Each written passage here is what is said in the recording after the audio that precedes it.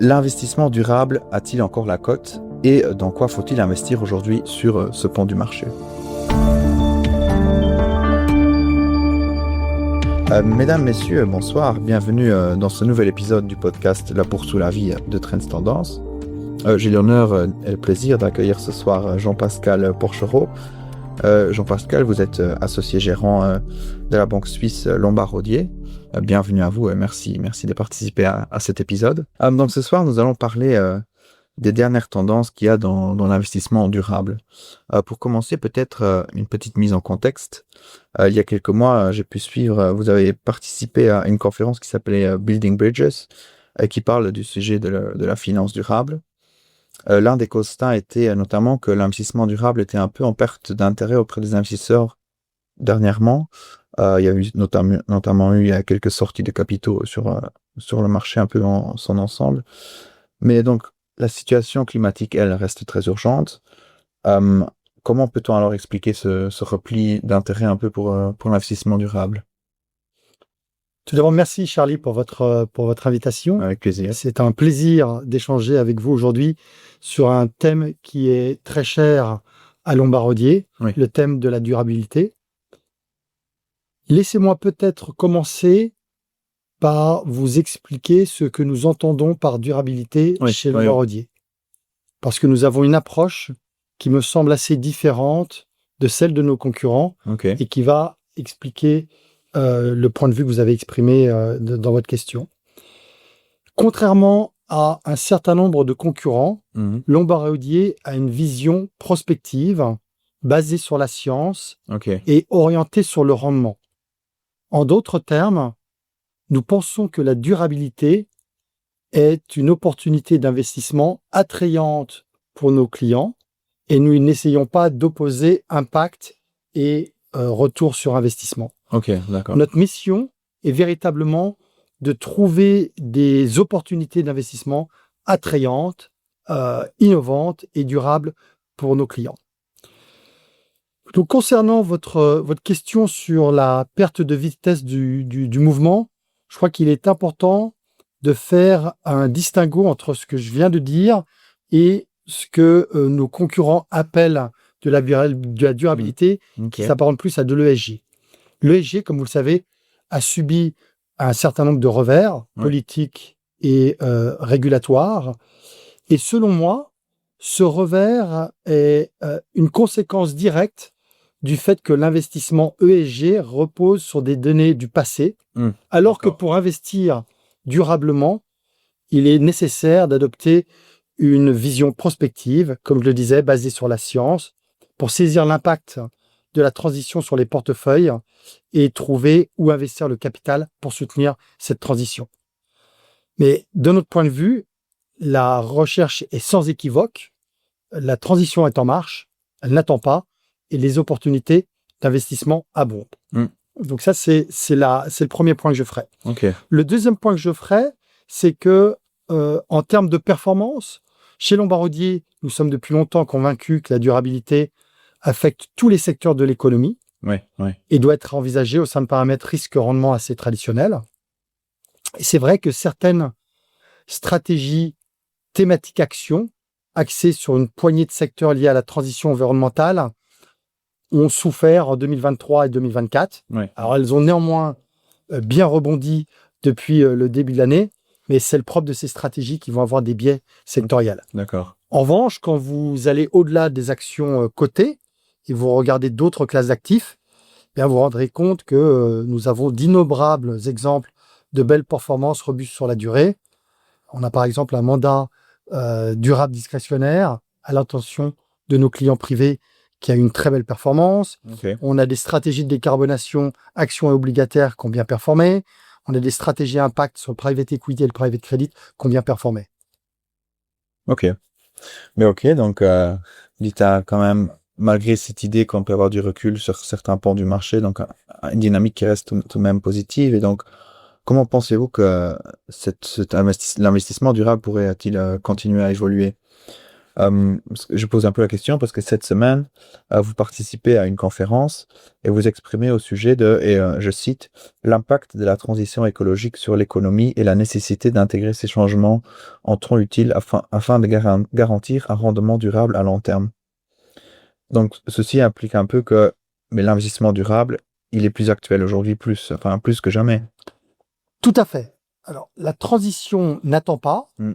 Elle a déjà commencé et de notre point de vue, elle s'articule autour de 3 grands changements systémiques globaux. Ok. Autour de l'énergie, Oui. de la nature, dans le domaine de l'énergie, qui représente 50% des émissions, il faut électrifier l'économie. Oui.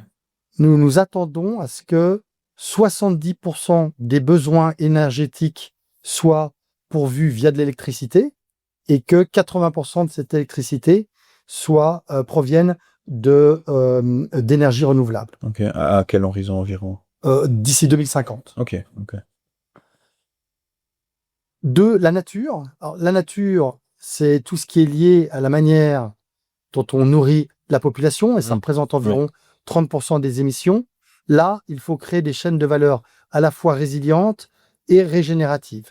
À titre d'exemple, juste pour saisir la gravité du sujet, dans un horizon encore 2050, on s'attend, d'après nos recherches scientifiques, à ce que 50% des terres qui sont utilisées pour produire du café, donc une commodité qu'on connaît tous bien, on s'attend à ce que 50% de ces terres soient totalement dégradées si nous n'agissons pas aujourd'hui. Ouais.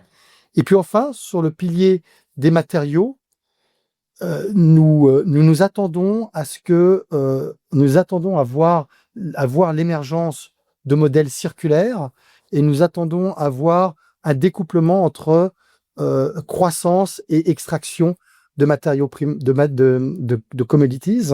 Ouais. On pense que 4 grands secteurs devraient être impactés: l'aluminium, l'acier, le plastique et le ciment. Okay. Alors, si le premier pilier que je mentionnais, à savoir l'énergie, a pu bénéficier d'une belle collecte de capitaux afin notamment de financer les infrastructures énergétiques de demain, il est clair qu'aujourd'hui, le déficit en matière d'investissement est dans la nature et dans les matériaux. Okay. On pense que les actifs privés ou les marchés privés vont permettre de combler ce gap et permettre à des projets qui sont aujourd'hui encore pilotes de devenir les entreprises leaders de demain avec une échelle commerciale assez importante. Donc notre rôle chez Lombardier, c'est de trouver et d'investir dans ces opportunités. Ok. Oui, justement, vous le mentionnez, donc si aujourd'hui, vous l'avez dit un peu plus tôt, donc il y a des labels ESG qui ne sont plus vraiment d'actualité, qui ne correspondent plus vraiment à des paramètres, enfin à des anciens paramètres. Et donc justement, si aujourd'hui on se dit j'ai envie d'investir dans le durable, j'ai envie de placer mon argent pour qu'il puisse aussi faire avancer la planète et l'humanité avec elle, comme on dit. Donc, quelles seraient alors les classes d'actifs et aussi les différents secteurs, etc., dans lesquels il faudrait miser? Alors, j'ai juste peut-être vous donner quelques exemples, mais dans le cadre de mes activités, je supervise toutes nos initiatives dans la durabilité et également celles dans les marchés privés. Je pense que dans les marchés privés, nous pouvons trouver aujourd'hui de très belles opportunités d'investissement. Et je voudrais juste mentionner, à titre d'exemple, ce que nous faisons autour de la circularité du plastique. Okay. Alors, comme on le sait tous, ou en tout cas, certains d'entre nous savent que la chaîne de la valeur du plastique a un impact colossal en matière de déchets. Juste à quelques chiffres que vous devriez avoir en tête, mais tous les ans, on produit un peu moins de 500 millions de tonnes de plastique. C'est l'équivalent de la masse de la population. 93% de ce plastique produit est fait à partir d'énergie fossile. Donc, ça libère 1,5 gigatonnes de carbone. C'est 3% des émissions totales. dans sa vie, le plastique, on a 50% du plastique qui n'est utilisé qu'une fois. Et puis, en fin de course, vous n'avez que 10% du plastique qui est recyclé. Et puis, vous avez du plastique qui termine dans l'environnement, dans la mer, dans les océans. Vous avez du plastique qui va être incinéré. On va de nouveau relibérer des gaz à effet de serre. Donc, en fait, on voit bien que ce plastique qui est très utile, on ne dit pas qu'il faut éradiquer le plastique. On sait qu'il y a des retombées qui sont fantastiques dans l'alimentaire, dans la médecine. Mais il est clair que cette approche aujourd'hui qui est, comme disent les anglo-saxons, make, take, waste, cette approche linéaire ne marche plus. On doit aller sur des approches qui sont beaucoup plus circulaires. Si on ne fait rien, il y a une analyse de l'OCDE qui est assez frappante, mais on aurait en 2040, en ne faisant rien, en continuant sur ces croissances, avec la croissance qui est attendue, on libérerait, si vous voulez, dans la nature des déchets plastiques qui représenteraient 4 millions de baleines bleues. J'essaie d'utiliser cette image pour vous donner une idée de cet impact. Les plastiques qui se retrouveraient dans l'océan, s'il était rapporté sur le littoral, on aurait 50 kilos de plastique par mètre du littoral. Donc voilà, juste pour vous faire une idée de ce qui peut se passer si on ne fait rien d'ici 2040 sur la circularité du plastique, parce qu'on pense que on peut trouver des opportunités fantastiques, et encore une fois, qui sont alignés avec cette chaîne de la valeur que j'ai décrite, de trouver des biomatériaux. Il est très intéressant de voir, par exemple, qu'on a aujourd'hui des biomatériaux qui sont recyclables près d'une centaine de fois, contre seulement 2 fois pour du plastique classique. On regarde des opportunités d'investissement pour garder le plastique plus longtemps dans la chaîne de la valeur. Donc, c'est des modèles d'usage. Et puis, on regarde également des opportunités dans le recyclage. Donc, on cherche toutes ces opportunités. Nous sommes, encore une fois, comme je vous le disais en préambule, nous ne voulons pas opposer impact et retour sur investissement. C'est pas l'un ou l'autre, ça doit être l'un et l'autre. Et on pense qu'elles peuvent se nourrir. Exactement. Et on pense qu'aujourd'hui, d'aller investir sur la circularité du plastique est opportun parce que au niveau réglementaire, on commence à voir des avancées. Vous savez qu'il y a une taxe sur le plastique vierge en Europe. On commence à voir de l'innovation technologique, notamment sur les biomatériaux. Il y a de plus en plus de sensibilité de la part des consommateurs et on voit des entreprises qui commencent aussi à prendre cela en compte. Donc voilà, j'ai utilisé, si vous voulez, à travers une réponse peut-être un peu longue, une conviction d'investissement. Et voilà, sur les marchés privés, on arrive à trouver ce genre d'investissement. On en a également sur la nature, je pourrais vous parler du café, mais on a pas mal de travaux chez Lombardier et de stratégies sur lesquelles nous sommes en train de travailler. Oui, un peu comme vous l'expliquez aussi, comme vous l'avez dit, il n'y a que 10% du plastique qui est recyclé aujourd'hui. Il y en a tellement qui est encore... même dans la production, il y a encore tellement d'émissions qui sont émises. Donc, c'est vrai que dans cette chaîne de valeur-là, il y a encore des opportunités qui restent énormes. Et donc, je pense que ça compte aussi pour les autres... les biomatériaux et l'énergie, etc., dont vous avez parlé aussi. Oui, tout à fait. Alors, par exemple, comme je l'ai dit, sur le pilier de l'énergie, il y a eu beaucoup de capitaux levés pour aller financer les infrastructures énergétiques de demain. Du coup, les rendements sont intéressants, mais ont baissé. Ce qui nous intéresse en tant que maison d'investissement, c'est d'aller trouver de belles opportunités où il y a peut-être un peu moins de demande. Ça veut dire que les retours financiers seront plus attrayants pour nos clients. C'est pour ça que sur le plastique, il y a très peu d'acteurs aujourd'hui qui s'y intéressent. C'est la demande qui viendra demain, ça, si on veut. Tout à fait. Et justement, en parlant un peu du futur, quels pourraient être les risques pour l'investissement durable? Ici, en ce moment, il y a un peu un recul à échelle politique sur les avancées, les lois, etc., qu'on a pu avoir ces dernières années. Je pense notamment à M. Trump aux États-Unis, mais c'est aussi vrai pour l'Europe. Différents dirigeants européens, par exemple, appelé à une pause environnementale, à repousser par exemple, les ratios d'émissions qu'on avait dit il y a 2-3 ans, il y a 4-5 ans, mais de les repousser au-delà de 2040, 2050, etc.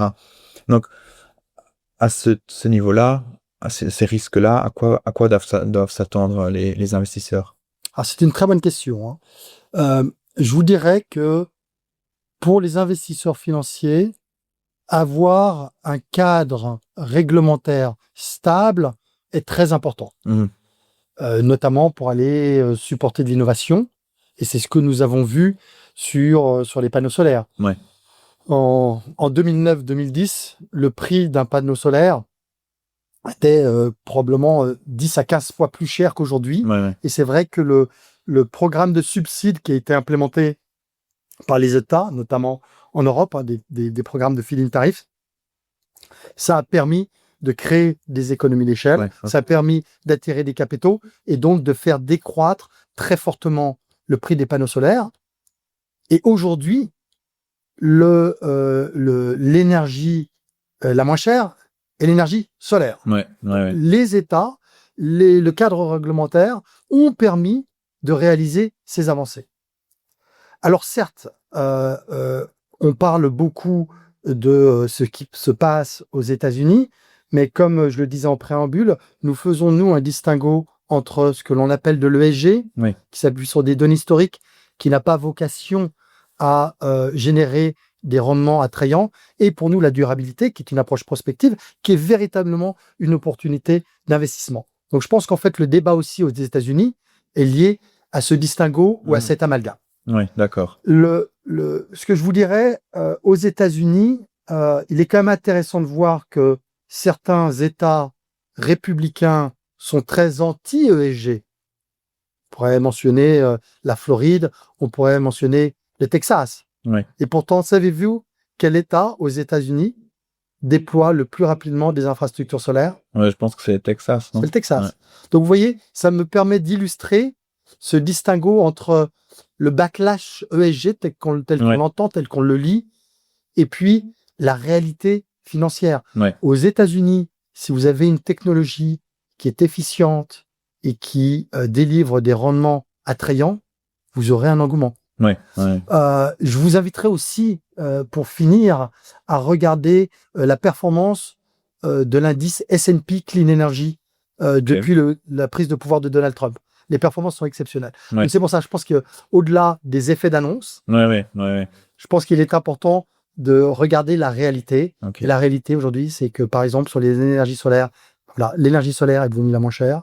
Ouais. Et puis deuxièmement, regardez, ça génère des rendements qui sont tout à fait attrayants. Je pense que le vrai risque, ce serait plus un risque d'inertie et de statu quo. Oui. Il est clair que pour pouvoir atteindre une économie décarbonée à un horizon 2050, les montants à investir sont colossaux. Rien que sur la transition énergétique, on parle de 2 à 3 trilliards ou 2000 à 3000 milliards par an. Si vous prenez en compte les autres piliers dont je parlais, on est probablement à plus de 4000 milliards. Donc il va falloir mobiliser du capital. Et ce capital ne sera mobilisé que si on génère des retours attrayants. Donc pour moi, le plus gros risque, c'est plus un risque d'inertie et de statu quo. Ok. Mais ok, merci en tout cas pour toutes ces perspectives, pour ces secteurs qui restent vraiment très intéressants et très passionnants et qui ont effectivement des très très belles opportunités. Merci donc Jean-Pascal Porchereau, merci à vous et merci à vous chers auditeurs et chères auditrices. À bientôt pour un autre épisode. Merci Charlie. Merci à vous. Au revoir.